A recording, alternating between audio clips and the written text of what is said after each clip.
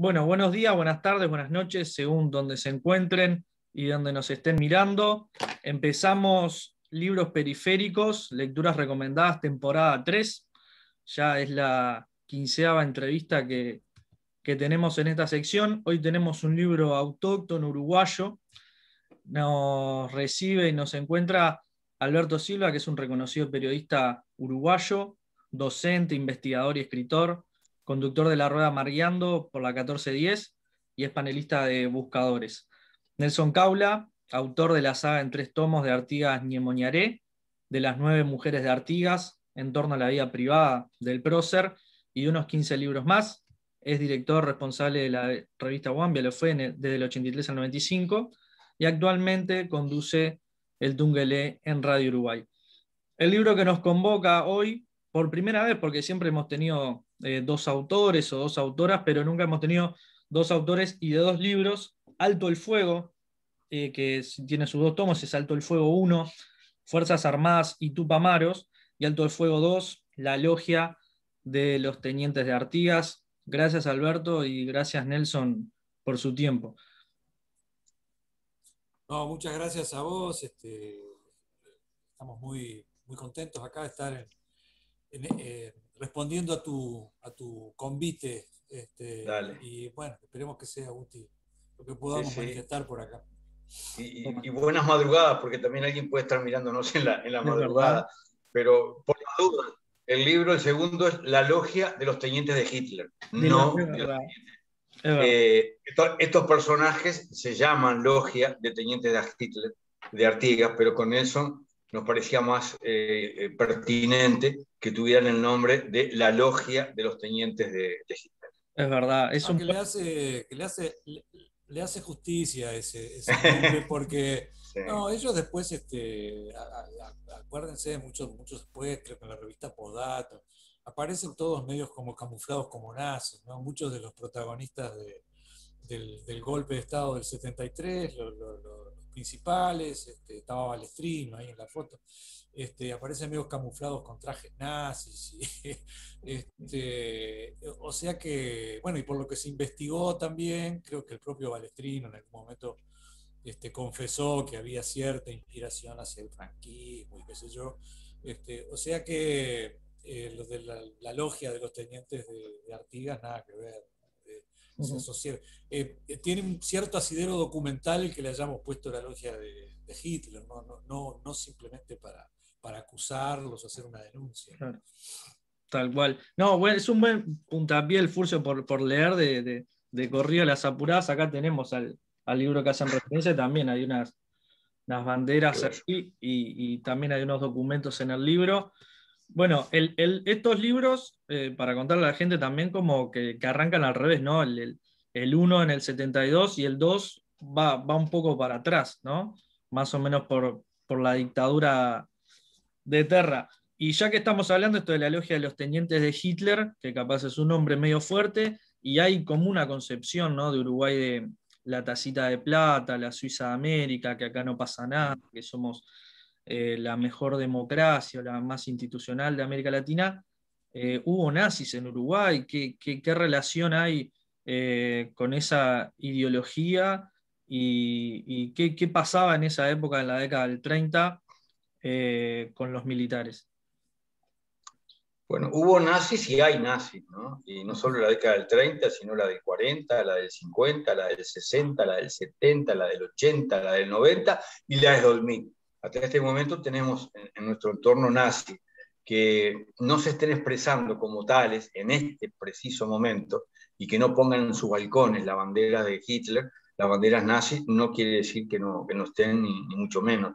Pero lo que hicimos con Nelson en el segundo tomo, donde un poco fuimos a las raíces de los tenientes de Hitler también, que en Automotora Sorletti, el centro clandestino más importante aquí en el sur, donde pasaron la mayoría de los detenidos desaparecidos uruguayos, hubiera un retrato de Adolfo Hitler. No es casual que circulen y encontráramos alguna foto de militares con uniforme nazi y las publicáramos. No es casual, porque hay toda una historia que viene atrás. Cuando con Nelson encontramos un pizarrón donde en una escuela rural aparece José Pedro Varela y aparece Adolfo Hitler.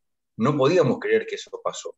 Cuando nos pusimos a investigar en el Parlamento de las Actas, encontramos un representante del Partido Colorado que hace en el Parlamento una apología de los nazis. Bueno, ¿qué es esto? Cuando empezamos a ver la interacción que había de la Embajada de Alemania, la Embajada de Italia, los gobiernos uruguayos, los acuerdos comerciales, bueno, aquí hubo realmente una conexión muy fuerte, que de una u otra forma esa ideología se mantiene y tiene distintos exponentes.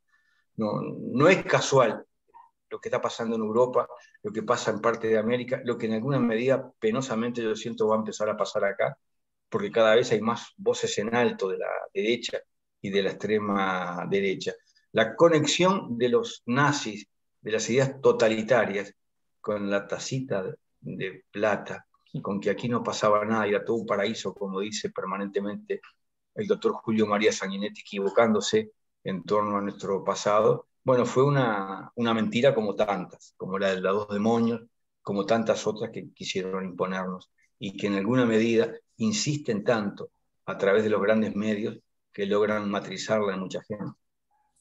Hay un coqueteo ahí muy fuerte del herrerismo de Luis Alberto de Herrera con las manifestaciones, sí, un poco nazis, un poco mucho más ligadas al franquismo en España. Y realmente eh, eh, en algún momento se elogia mucho la oposición de Luis Alberto de Herrera en su tiempo a que acá hubieran bases norteamericanas. Este, si se dice, bueno, si no tenemos bases norteamericanas, acá fue por Herrera que se opuso, que dio una batalla frontal. Pero otra lectura puede ser que él estuviera más inclinado hacia el eje que hacia los Estados Unidos, ¿no? Y de ahí esa oposición tan dura y tan certera en su tiempo. Muchos de los, bueno, el golpe de Terra del 30 y pico, del 33, es a medias con Herrera, ¿viste? Son los dos los que lo dan, y hay varios personajes, ¿sabes? Yo no me acuerdo mucho de los nombres, pero hay ministros que viajaban especialmente a la Italia de Mussolini, elogiaban mucho a Mussolini, Mussolini tenía una embajada acá en esa época, que se dice que era tan poderosa como la norteamericana en los años 50 y 60, en la época de la Guerra Fría. Como que mucho de las miradas del poder de la época iban a tener una especie de espaldarazo o de asesoramiento, cuando no de tomar una orden, nomás de la embajada italiana de la época de Mussolini. Y bueno, y ahí hubo gente que fue, elogió, una personalidad, es un referente del ejército en distintas épocas con el mismo nombre y con el mismo, con el mismo grado. Hay un general Esteban Cristi en la época de la dictadura de La Torre, que está instalado en Tacuarembó. Hay un Esteban Cristi, que es el hijo de este Esteban Cristi, que fue una gran personalidad dentro del ejército en las épocas de Terra, y él viaja a Alemania y viene muy a Alemania de Hitler, y viene muy desnorteado porque manifiesta en su momento que en Alemania los militares son importantes porque andan con buenas botas, buenos uniformes, buenos sueldos, ¿no? No como acá, que andaban un poco menos que con harapos. Es verdad eso, ¿no? Los milicos de la época, hasta, bueno, hasta hace muy poco en realidad, hasta andaban muy mal uniformados, pobremente uniformados. Bueno, viene un poco por ahí, y hay otro Esteban Cristi, que es uno de los factotum del golpe del 73, líder nato, fundador de la logia de los tenientes de Artigas, como la llaman ellos, de Hitler, como la llamamos nosotros. O sea que ahí hay toda una serie de correlatos que tienen que ver con esto que vos planteabas esa ideología tan terrible, ¿no? Sí, eso se que llama. cada vez se la esconde menos, ¿no? Alberto dice bien, subieron en todas las épocas. Hay momentos en los que pueden asomar la nariz y la asoman, hay otros momentos que se recluyen. Ahora están asomando la nariz bastante. Le falta poner las banderas en los balcones nomás, como dice Alberto, que los hay, los hay. Si yo cuando cuento la bandera nazi que estuvo en el correo varios días, en el correo en pleno corazón de Montevideo, me queda todo el mundo mirando. Cuando cuento que iban marchando, tapando, uniformados, con la esvástica y cantando canciones nazis, ¿cómo? Si esto pasaba en Uruguay. Lo que pasa es que la historia oficial, muchas cosas que pasaron, no nos las quieren contar. Tal cual. Sí, mismo de la toma de Pando, el tema de los mapas y toda esa cuestión que ustedes plantean ahí en el libro, tiene un correlato con los nazis. Sí, ellos se llamaban... Un título nuevo para una época vieja. y con el sentido invertido, ¿no? Por lo menos. Tal cual. Así fue el juego del libro. Siempre. Sí, y ellos se decían acá como nacionalistas doctrinarios, que no eran ni Hitler ni Mussolini, pero ustedes le ponen muy bien con Z, nacionalistas doctrinarios. Y esto que decían, bueno, de la logia de los tenientes de Hitler, que hay un correlato, ¿no? Les pregunto para llevarlo a la actualidad, pero obviamente es una pregunta que responde más a la historia de nuestro país. ¿A ustedes les sorprendió el surgimiento de Cabildo Abierto? Cuando aparecieron Manini Ríos, que no es un apellido que quizás mucho les sorprendió, pero es un apellido viejísimo de nuestro país. ¿Qué le surgió cuando surgió Cabildo Abierto?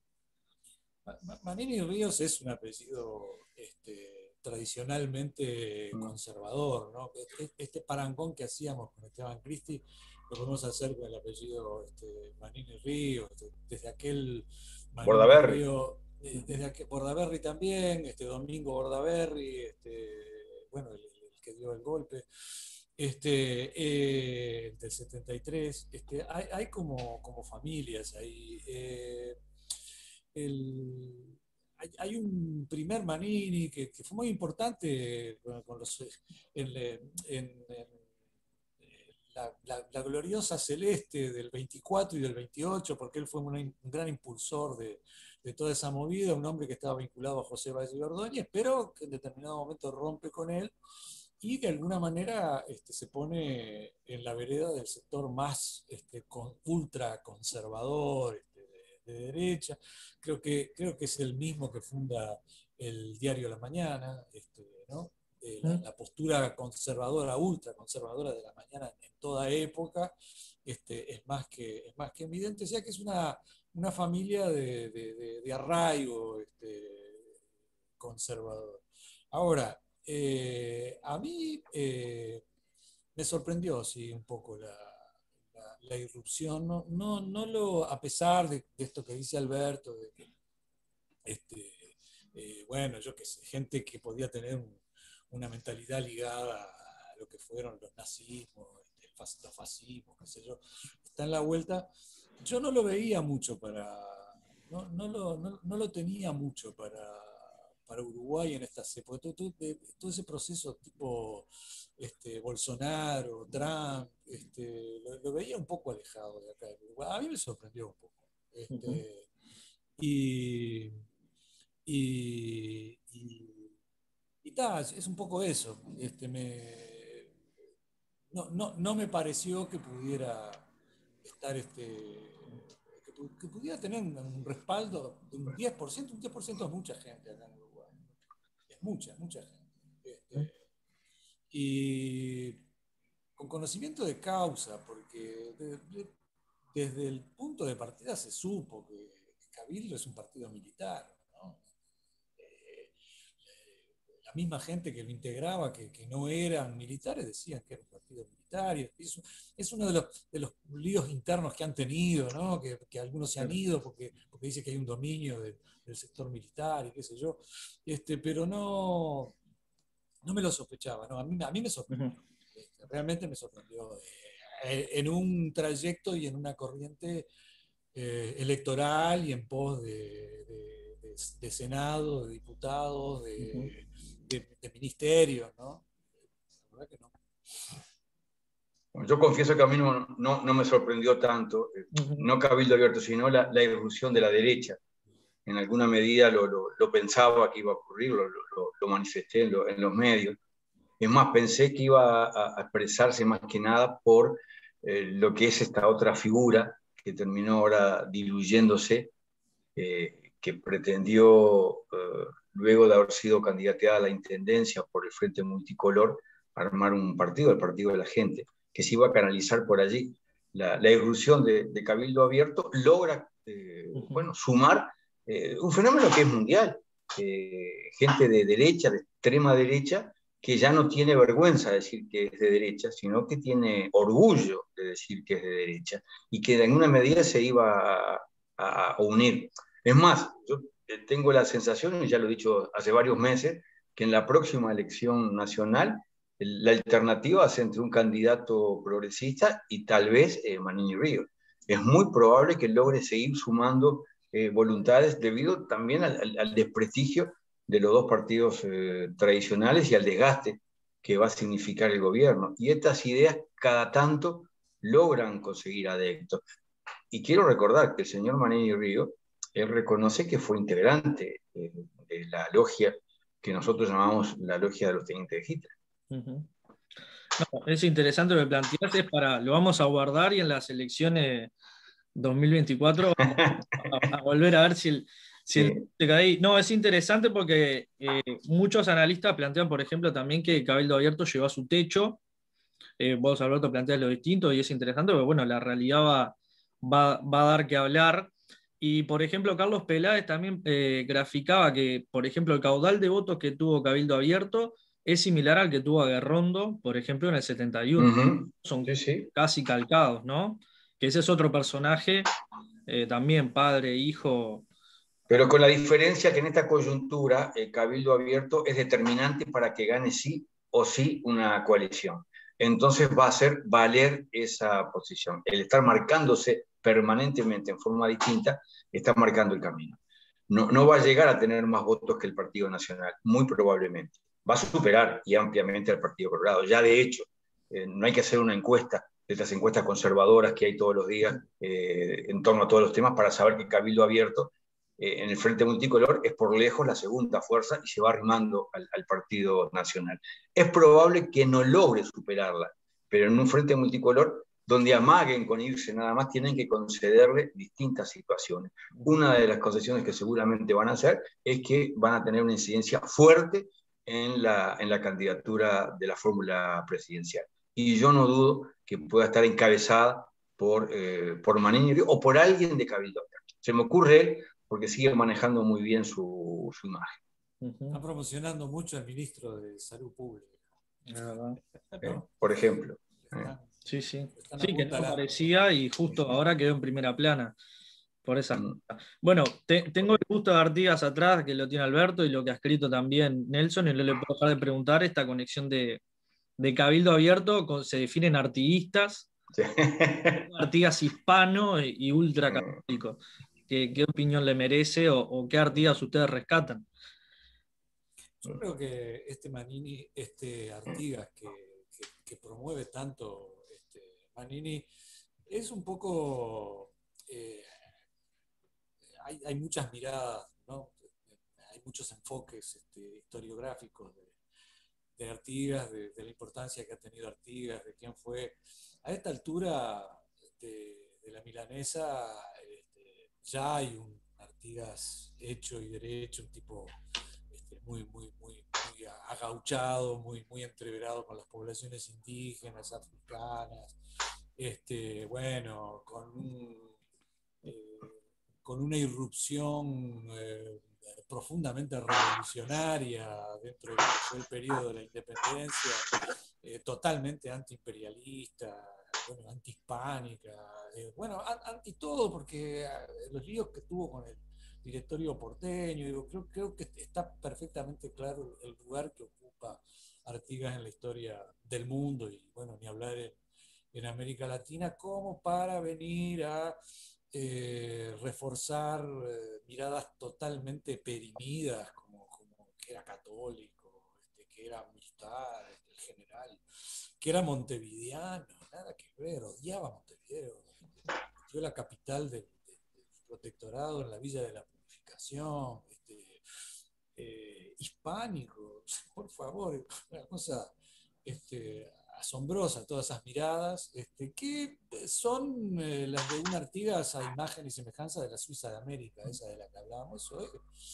Era venir a reivindicar eso ahora, bueno, ese es un poco el Artigas de Manini, es muy difícil de venderlo hoy desde esa óptica, y yo creo que acá lo que hay es una inspiración en otro personaje ultraconservador, muy importante, sobre todo a principios de la década del 60, que fue Nardone, Chicotazo.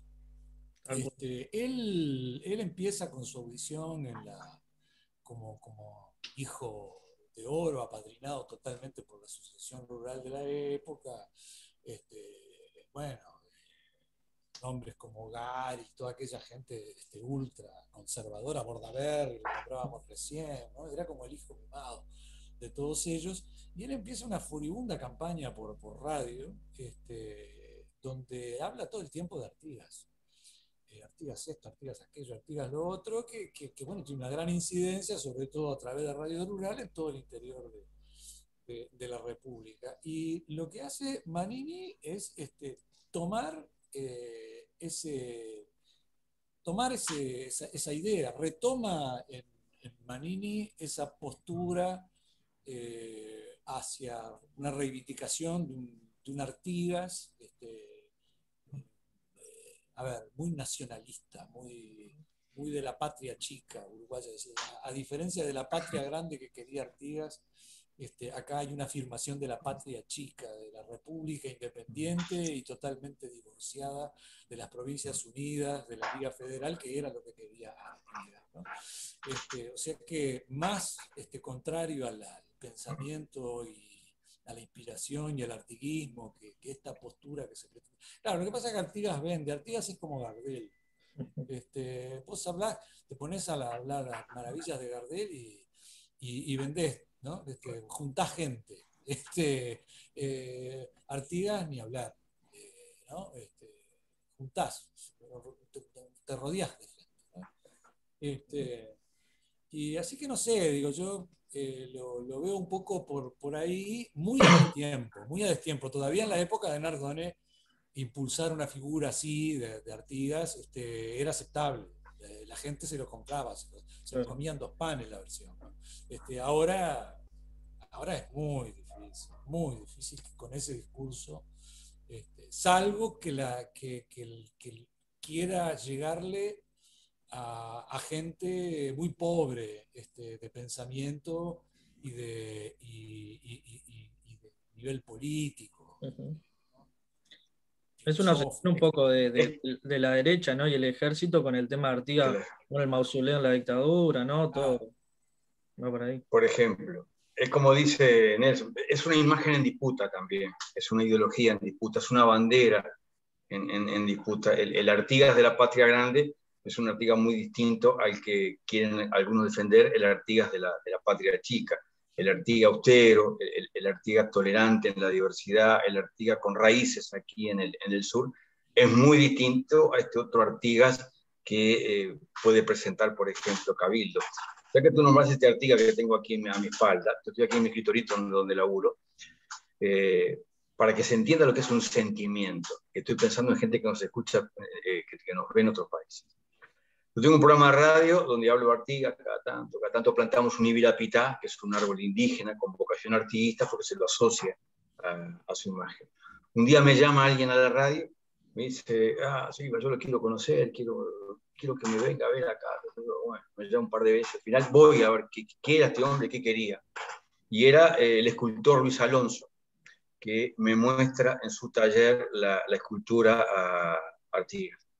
Y me digo, ¿y esto? Yo quiero que distintas imágenes de esto y hacer copias, y me gustaría que usted las entregara en distintos departamentos. Yo digo, ¡ay! ¿Por qué todo este honor, toda esta distinción?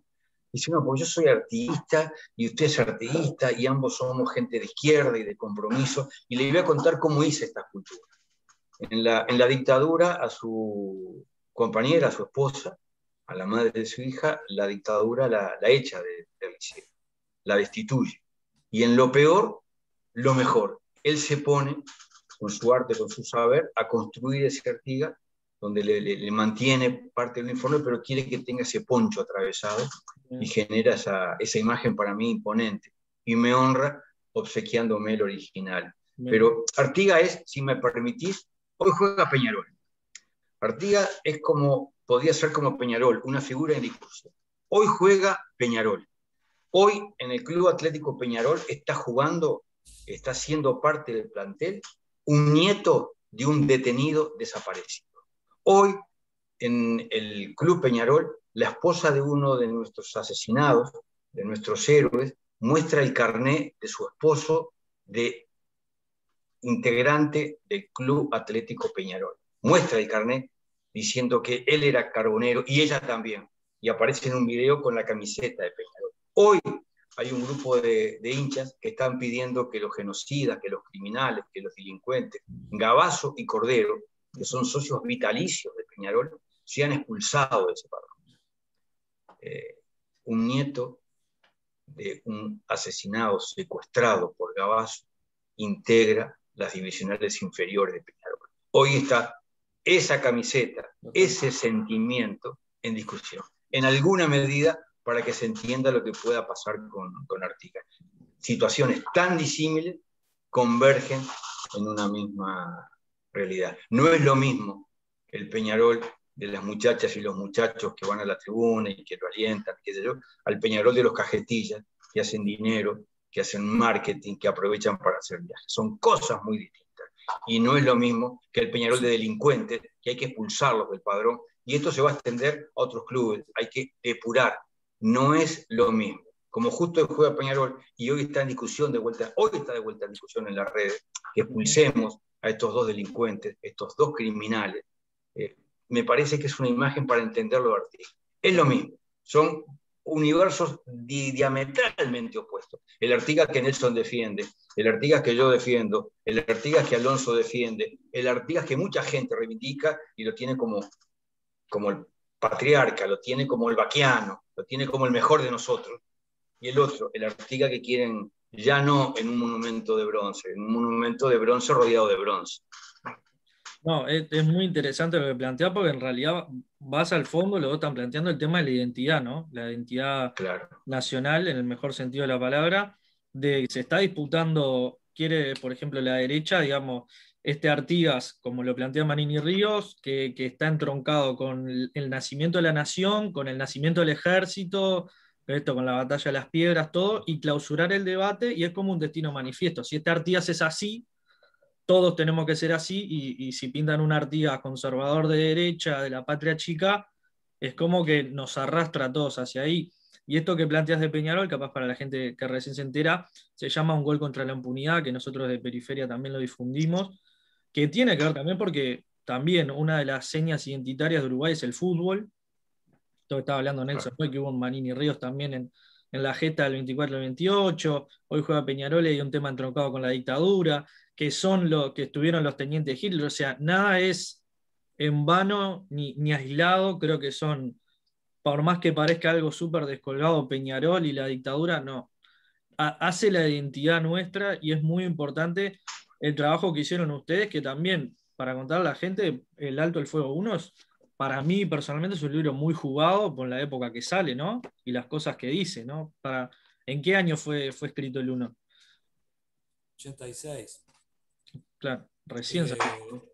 Se editó en el 86. Sí, es un libro, es una cosa un poco mágica, ¿no? Ahora lo que anda a la vuelta se hizo famoso también es la obra completa, porque ahí juntamos el 1 y el 2 y además entreveramos capítulos le hicimos un sistema de lectura que se le puede entrar por 3 o 4 carriles, pero digamos que lo que está en el primero, aparte de ser muy jugado, es muy sólido, a pesar de lo horrible que fue para nosotros poder conseguir fuentes. A ver, hoy están a disposición todos los archivos del mundo norteamericano, universidades, nuestros académicos se consiguen becas y viajan a las universidades norteamericanas, francesas, a buscar documentos, están ahí a disposición, los pueden ver. Se ha desarchivado toneladas de cosas. Acá en Uruguay ni hablar. Imagínense lo que era en la época. Siempre pongo el ejemplo del diagrama que tuvimos que armar para poder investigar y publicar sobre el Escuadrón de la Muerte. Nosotros tuvimos que hacer un montón de dibujos, primero en una mesa y después en todo el piso de un comedor de mi casa, flechas que iban para un lado, para otro, y ahí íbamos anotando, íbamos redactando mientras caminábamos por arriba de la flecha, y así armamos una estructura del Escuadrón de la Muerte. Que ahora que hay 40 libros, investigadores, hay investigación específica de la universidad, de humanidades, de historiadores. No hacen otra cosa, por supuesto, han ahondado mucho, han agregado mucha información, han agregado mucho datos, muchos documentos, todo lo que quieras, mucho análisis, pero confirma plenamente lo que nosotros con pobrísimas fuentes logramos obtener en la época, ¿no? Por eso me parece que es un poco mágico, es lo que le da mucha vigencia. Todo lo que viene después, que tiene que ver con la teoría de los dos demonios, Milicos y Tupas y Milicos, qué sé yo, no ha hecho otra cosa que repetir prácticamente como unos loros, un montón de autores, pero repetir como unos loros prácticamente lo que nosotros narramos en ese pequeño librito. Lo han ampliado, lo han amplificado, pero no lo han podido desmentir, ¿no?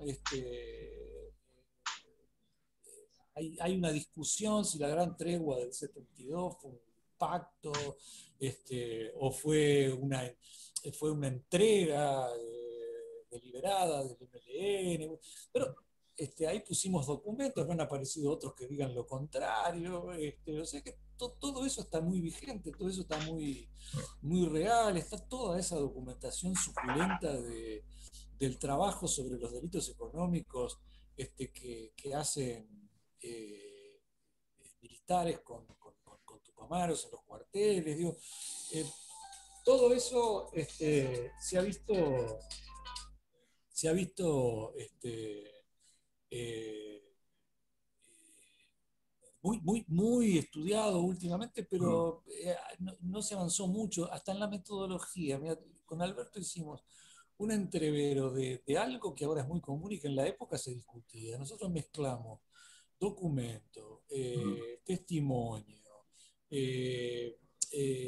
periodismo, notas periodísticas. Hicimos un gran puzzle de todo eso y bueno, y nuestro análisis y nuestro enfoque, ¿no? Nuestra mirada. Y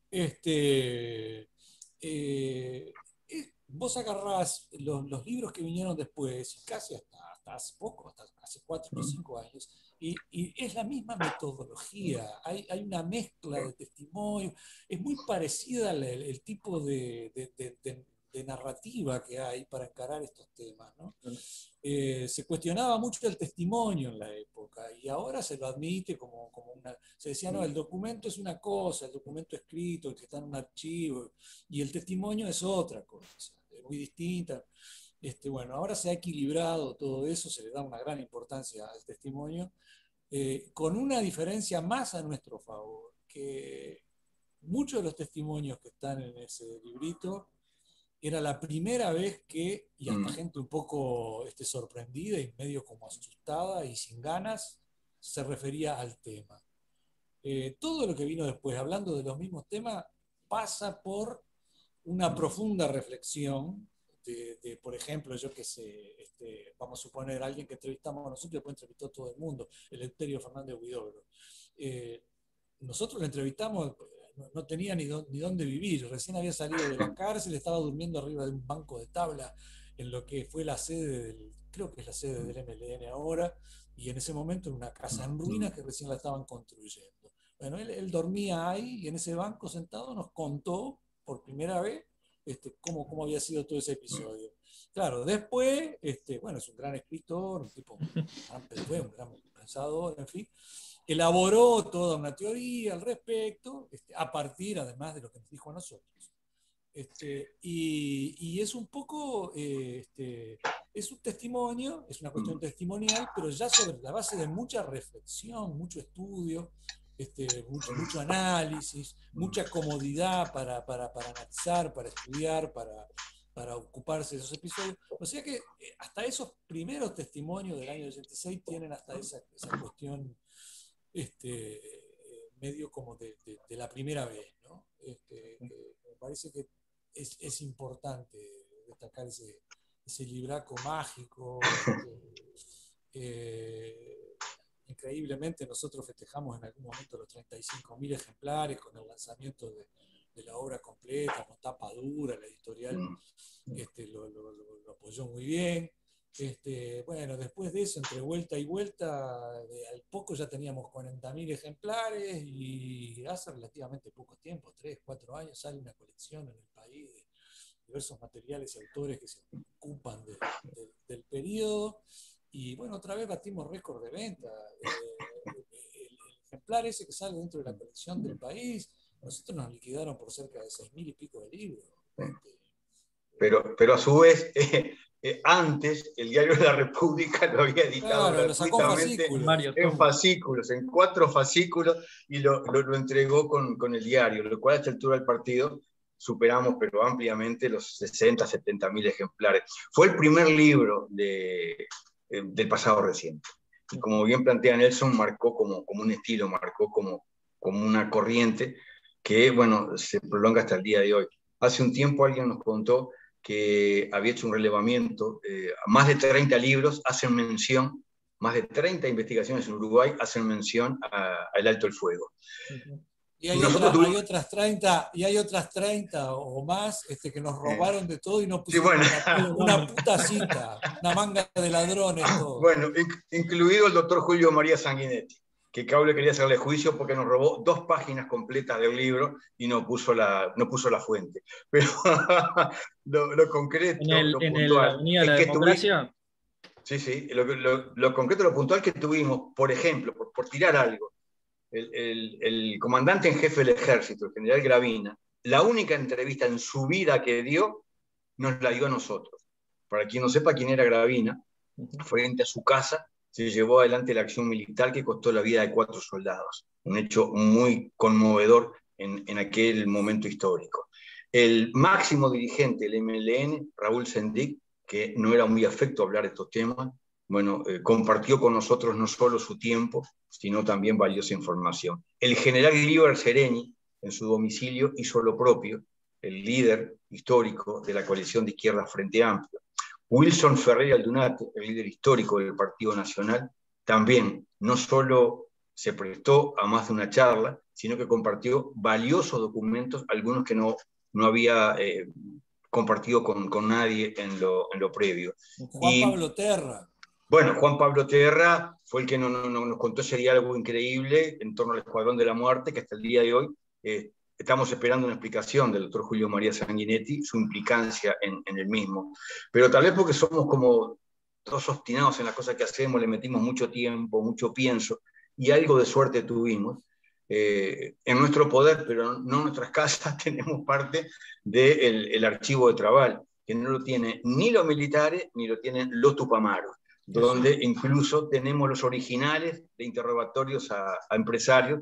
Parte de ese material lo compartimos en Alto el Fuego. Hasta ese nivel llegamos 2, en aquel momento, muchachos periodistas que pretendían arrojar un poco de luz en torno a nuestro pasado reciente. Esa alquimia, esa sumatoria de elementos, tal vez fue lo que generó que sea casi un libro de culto, Alto el Fuego. No, tal cual. No, es verdad. A mí, por ejemplo, personalmente, yo lo leí sin ninguna idea, buscando quiénes eran ustedes ni de qué trataba, o sea, buscando el tema, y cuando lo leí, y cuando uno va y se interioriza más, bueno, cuándo fue escrito, en el 86 y todo, y las cosas que dice, por ejemplo, el caso de Amodio Pérez también, ¿no? O sea, son cosas muy reveladoras, y justamente marcó una época y marcó también una metodología, como ustedes decían, y una forma de hacer con testimonios contundentes, ¿no? Con cosas de...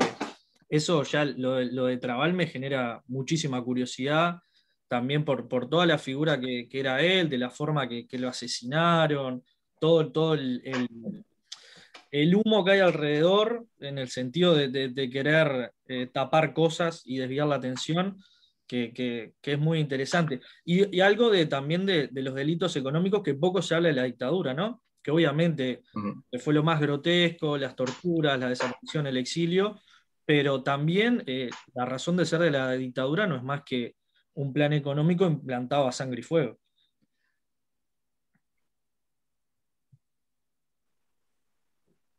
Sí. Se me fue Nelson, yo lo dejaba a él porque No. estamos como alternando. Con Nelson jugamos como el truco sin señas. Sí, creo que No sé qué más respecto a esa cosa mágica, ¿no?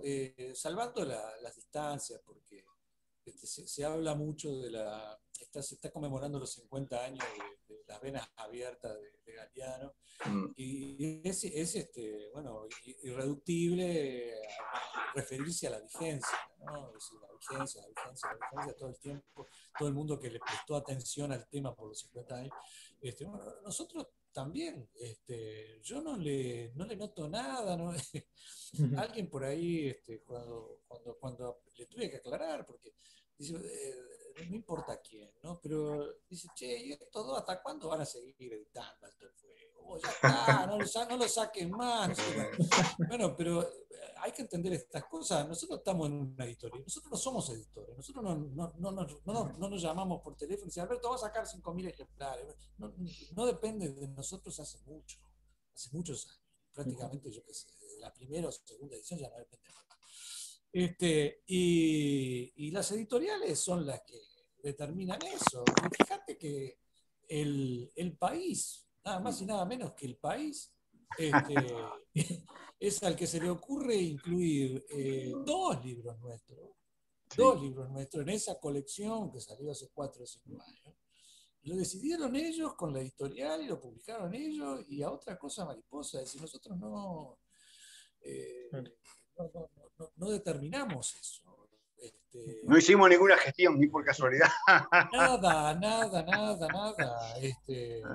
Al contrario, digo, es una maravilla. A ver, ¿a quién no le gusta ir a cobrar una liquidación importante por un libro que vos creaste y que editaste en 1986? Vamos, eso está todo bien, está todo bárbaro, pero el hecho de la cosa de la vigencia no la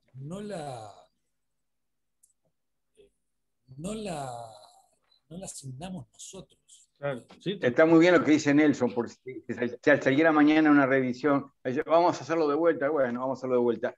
No le pediríamos, quitemos este testimonio, saquemos este dato, quitemos esta fecha porque nos equivocamos. Ahora, no. Si hay una revisión, sale igual, con la misma puntuación, con las mismas comas, con las mismas fechas, con los mismos nombres, con la misma información, con los mismos datos. Reafirmamos absolutamente todo lo que publicamos en aquel lejano 1986. tal cual. Sí, no le tocamos ni un punto ni una coma. No, y aparte, lo que usted dice, ¿no? En esa época lo difícil que va a ser conseguido la documentación, las entrevistas y todo, y también, bueno, en el 2 hurgando en una faceta muy poco conocida de Uruguay. Bueno, la vigencia que tiene el libro es porque también siguen sucediendo estos hechos con los Manini Ríos, no sé, con cosas que pasaron en los 90 con Berrío. Acordate que Estados Unidos desclasificó varios materiales que confirman situaciones que planteamos nosotros en 1986 de la participación de Estados Unidos en estos hechos. En materiales desclasificados, bueno, también tenemos la certificación de elementos que adelantamos. No, es tremendo. Así que, bueno, pronto se va a venir una reedición, entonces, si ya le van a decir. No, esto que decía, por ejemplo, un apunte que le quería hacer de, por ejemplo, el tema Sanguinetti. Yo leí el libro Agonía de una democracia porque tengo ese efecto o ese masoquismo de también leer a la derecha. Está muy bien. Yo también lo leí, por supuesto, ¿no? Es un gran editorialista, ¿no? Es los recortes que hace, que uno lo puede leer, dice, sí, quizá esto fue cierto. Ahora, las cosas que se olvida, ¿no? Y ahora ustedes que apuntan que justamente tiene dos páginas que les plagió, que las voy a buscar bien, es eso, ¿no? Es también más allá del prestigio, la vigencia, no es solo un libro, bueno, un libro que está bueno ir a acordar, como decía Nelson cada tanto, sino lo que significó ese libro para la historia del Uruguay, para la militancia y para la memoria histórica también, porque no es solo un libro por un libro, sino que es, digamos, una trinchera de ideas también. En eso de la trinchera de ideas, y le paso a Nelson, cuando nombraba Terra, también tuvimos encuentros que no pensábamos nosotros. Cuando nos encontramos con Juan Pablo Terra, que en un momento fue senador de la República, digo para quien no sepa de quién estamos hablando, él se había retirado ya del Frente Amplio, era una persona independiente.